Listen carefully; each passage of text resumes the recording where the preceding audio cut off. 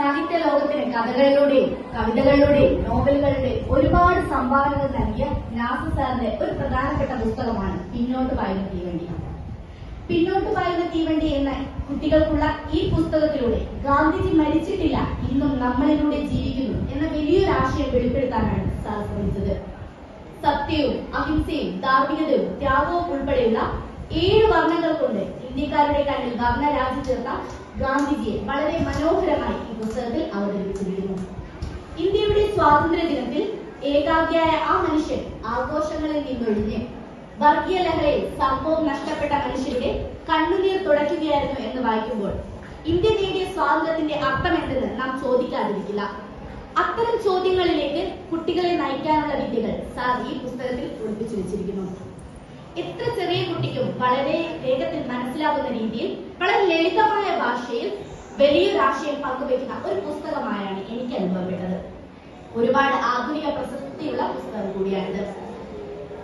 ഗാന്ധിജിയുടെ സാമാന്യവും പരിചിതവുമായ ജീവിതത്തെ വളരെ ആസ്വാദകരമായി സാർ ഈ പുസ്തകത്തിൽ അവതരിപ്പിച്ചിരിക്കുന്നു. നമ്മൾ പലരും മറന്നുപോകുന്ന ഒരു പാഠപുസ്തകമാണ് ഗാന്ധിജി. ഒരിക്കലും കാലാഹരണപ്പെട്ടു പോകാത്ത അനേകം പുറങ്ങളുള്ള പാഠപുസ്തകം. എങ്ങനെയാണ് ഗാന്ധിജി എന്ന വ്യക്തി മഹാത്മാഗാന്ധിയായി മാറിയത് എന്നത് ഈ പുസ്തകത്തിൽ വളരെ വ്യക്തമായി അവതരിപ്പിച്ചിരിക്കുന്നു. അത്തരം കാര്യങ്ങളിലേക്ക് കുട്ടികളെ നയിക്കാനുള്ള ഒരു മഹത് ദൗത്യമാണ് സാർ ഈ പുസ്തകത്തിൽ ചെയ്തിരിക്കുന്നത്.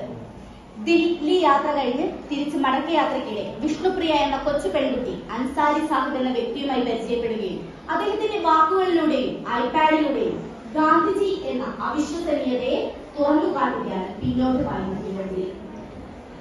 വിഷ്ണുപ്രിയ എന്ന ഏറ്റവും പുതിയ തലമുറയുടെ ഒരു പ്രതിനിധി അൻസാരി സാഹിബിന്റെ കണ്ണുകളിലൂടെ ഗാന്ധിജി എന്ന അവിശ്വസനീയതയെ കണ്ടെത്തുകയാണ് ഈ പുസ്തകത്തിൽ. ഒരു തരത്തിൽ പറഞ്ഞാൽ ഇന്ത്യയെ കണ്ടെത്തൽ തന്നെ. ഒരിക്കലും കാലാഹരണപ്പെട്ടു പോകാത്ത ഗാന്ധിജിയുടെ ജീവിതം വളരെ വ്യക്തമായി ഈ പുസ്തകത്തിൽ അവതരിപ്പിച്ചിരിക്കുന്നു. ഈ പുസ്തകത്തിന് OV വിജയൻ പുരസ്കാരം ലഭിച്ചു എന്നറിഞ്ഞപ്പോൾ എനിക്ക് ഒട്ടേറെ സന്തോഷവും അഭിമാനവും തോന്നി.